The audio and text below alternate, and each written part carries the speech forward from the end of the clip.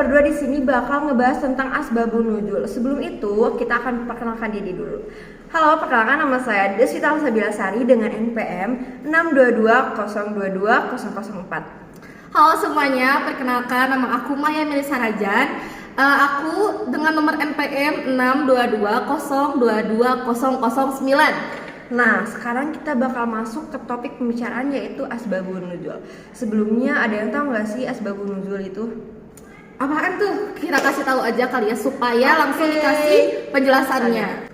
Jadi, asbabun nuzul itu adalah diturunkannya ayat Al-Quran atas sebuah kejadian untuk mengabadikannya atau menjelaskan hukum atas kejadian tersebut. Lebih singkatnya, asbabun nuzul itu sebab-sebab turunnya ayat di dalam Al-Quran seperti yang ada di surah Al-Ikhlas ayat 1-4 bunyinya begini. Katakanlah Muhammad, dialah Allah yang Maha Esa, Allah tempat meminta dan tidak pula diperanakan, dan tidak ada sesuatu yang setara dengan dia. Jadi teman-teman, asbabun nuzul itu kalau misalnya dipersingkat itu istilahnya adalah alasan kenapa ayat Al-Quran itu diturunkan gitu. Kalau misalnya di surat Al-Ikhlas itu kan isinya tentang bahaya malam gitu ya, tentang sihir yang gitu-gitu. Terus kayak asbabun nuzul itu bisa jadi sejarah juga, basic sejarah kayak gimana, kenapa kayak gimana dan kenapa ayat Al-Quran itu diturunkan. Nah, selanjutnya kita berdua kepo nih, kenapa khamr atau minuman keras itu diharamkan? Nah, apakah ada ayat atau sejarah-sejarah sebelumnya nih yang bikin khamr itu diharamkan? Selain itu, kenapa kita ngebahas tentang khamr dan kepo? Karena zaman sekarang itu biasanya khamr itu sudah sudah dianggap sebagai hal yang biasa. Pergaulan anak muda seumuran kita itu tuh kayak nggak minum tuh nggak keren gitu. Nah, jadi makanya kita tuh mau cari tahu nih kenapa sih khamar itu bisa diharamkan, terus apa aja dampak negatifnya nih. Ini Deswita ya, aku mau tanya sebenarnya sejak kapan khamar itu diharamkan nih?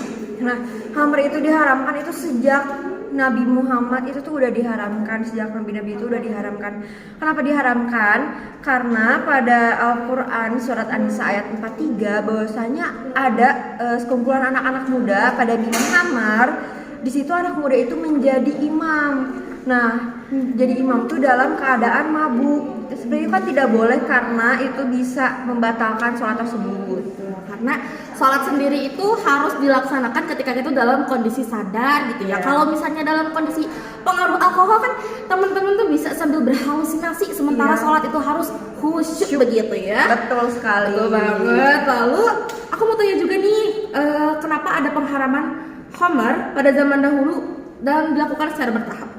Karena itu tuh menjadi kebiasaan sejak zaman jahiliyah. Menurut Imam Abu Hanifah, hukuman haram bagi orang yang meminum khamar dihukum dengan hukuman cambuk sebanyak 80 kali dong. Oh my god, kayak 80 kali.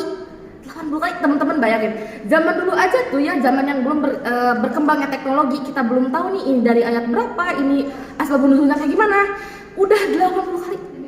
Sementara sekarang ya Allah, sakit banget. Nih ada contoh orang yang lagi khobam tapi dia tuh kayak ngerasa dia tuh keren. Iya, nanti nih, pokoknya videonya ya. Teman-teman bisa lihat ya. Sorry ya, aku mabuk. This is Cogil.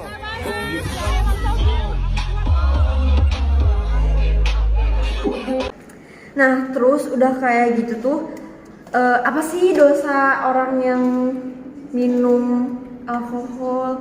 Karena bener-bener di zaman kita sekarang ini minuman keras ini kayak clubbing itu tuh menjadi sebuah kebiasaan. Teman-teman, kita tuh bisa lihat kalau misalnya zaman sekarang tuh hal-hal yang memang tidak perbolehkan, diharamkan itu sudah dianggap sebagai hal-hal biasa. Teman-teman misalnya pacaran juga kan dosa, tapi kan dosa banget. Banyak yang pacaran tuh kayak sekarang tuh aduh nggak punya ayam tuh sedih gitu, terus kayak harus ini punya semangat. Betul banget, nggak punya ayam tuh aduh merasa lemah gitu ya. Gitu. Terus juga teman-teman, terutama banyak itu sekarang tuh kaum Adam nih. Kaum Adam tuh sekarang tuh merasa bahwa khamar tuh hal-hal yang biasa aja, bahkan kayak kita kayak seolah kayak minum air putih nggak sih khamar tuh? Ya udah gitu. Terus teman-teman ya, nggak tahu kenapa kayak semakin berkembangnya teknologi itu justru teman-teman tuh malah balik lagi ke zaman jahiliyah. Aku tuh nggak paham kenapa. udah jelas ya kalau misalnya sekarang tuh banyak laki-laki yang merendahkan lagi derajat perempuan gitu. Karena memang aku lihat tuh perempuan memang sekarang tuh lebih memancing ke hal-hal negatif, dan sekarang tuh banyak juga cewek-cewek yang terjerumus ke hal-hal yang jelek. Misalnya aja tuh mereka tuh minum khamar, padahal dampak negatif untuk para perempuan tuh lebih tinggi gitu dari Orang-orang yang minum khamar itu bakal diampuni nggak sih dosa-dosanya, Mai? kalau kita lihat nih ya teman-teman, tentu saja bisa diampuni ya, tapi itu juga karena kalau misalnya kita tuh bertobat, dan tobatnya tuh tobat yang benar-benar tobat, bukan tobat yang udah hari ini Tobat sambel lah ya. hari aku tobat Iya. terus besoknya tuh gitu lagi, dan itu tuh Lagi. enggak banget. Kayak kalau misalnya mau diampuni nih teman-teman, harus tobatnya tuh benar-benar tobat dan gak akan mengulangi itu. Tapi contohnya misalkan di Aceh ya, di Aceh tuh udah menerapkan yang kayak hukum cambuk yang kayak gitu bener-bener ngeri banget. Sedangkan kalau di sini kan kayak boncengan sama cowok itu udah biasa. Wah. Di Aceh itu tidak diperbolehkan, harus memakai rok, sedangkan bajunya pada ngetat-ngetat. Di sini Bahkan tuh teman-teman, aku sering lihat ya, kalau misalnya di internet tuh ya, aku pernah lihat kalau misalnya cewek sama cowok di Aceh tuh gak boleh kayak gini loh. Iya. Kayak jalan berdua ngobrol berdua tuh gak boleh banget.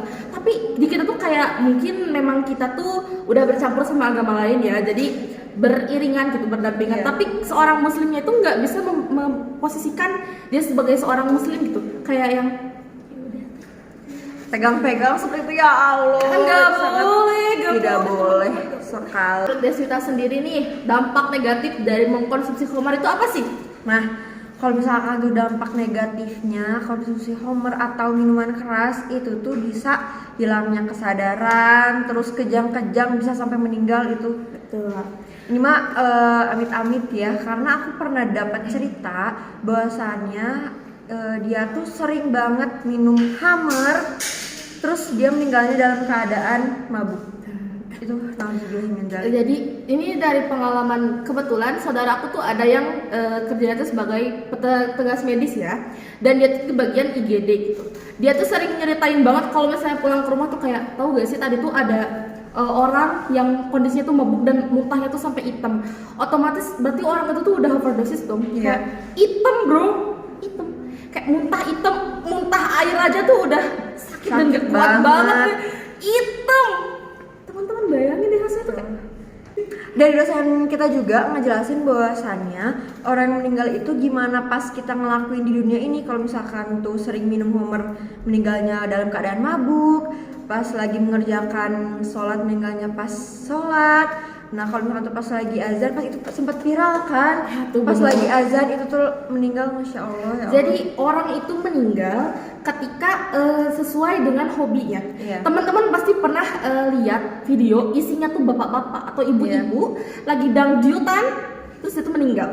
Pasti pernah. Nah berarti itu tuh dia memang semasa hidupnya tuh mempergunakan kesempatan dia untuk hidup tuh bukan untuk beribadah, tapi untuk dangdut. Iya. Dan di sini asbabun nuzul ini tuh mempertanyakan, jadi tuh kayak kenapa sih kayak gini, kenapa sih kita gak boleh gini. Dan asbabun nuzul ini tuh mempertegas bahwasannya kita tuh seperti ini, kita tidak boleh ini gitu. Karena kan masih banyak pendapat-pendapat ulama gitu. Jadi asbabun nuzul ini adalah mempertegas di dalam Al-Quran tersebut. Oh jadi kita berdua udah tahu nih ya, Teman-teman juga pasti udah paham udah nih. paham nih tentang asbabun nuzul, dan terutamanya Hammer untuk kaum Adam atau kaum Hawa, tapi terutama kaum Adam ya, karena ini tuh Hammer tuh bener-bener suatu hal yang lumrah gitu. Jadi ayo kita kelabing ya Allah, itu dijauhi ya. Jadi harus berteman dengan orang-orang yang mengajak kita ke dalam hal positif. Kamu juga pasti dengar kan kalau misalnya kita temenan sama orang yang jualan parfum, kita pasti ikut wanginya. Nah kalau misalnya kamu ya Sering bergaulnya minum. sama orang yang suka minum, ya kamu juga gak akan jauh dari pergaulan-pergaulan kayak gitu. Nah, jadi kita berdua nih udah paham. Semoga perbincangan kali ini kita semua dan teman-teman bisa pahami. Semoga aja video kita hari ini tuh bisa menjadikan teman-teman lebih memahami apa Dan arti semoga asbabun bermanfaat. nuzul. Dan semoga kalian tuh tergerak hatinya untuk bertaubat kepada Ya. Allah Subhanahu wa Ta'ala. Karena ini adalah menuju ke akhir-akhir zaman ya, nauzubillah ya Allah. Banyak sekali. Pertentangan. Jadi sekian dari kita. Terima kasih sudah menonton. Wassalamualaikum Assalamualaikum warahmatullahi wabarakatuh.